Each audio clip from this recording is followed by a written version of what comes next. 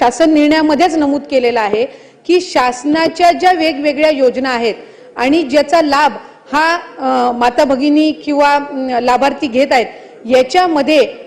1500 किंवा 1500च्या अधिक ज्या योजनेचा लाभ, ज्या रकमेचा लाभ जर ती लाडकी बहीण घेत असेल तर ती या योजनेमध्ये पात्र होणार नाही। एक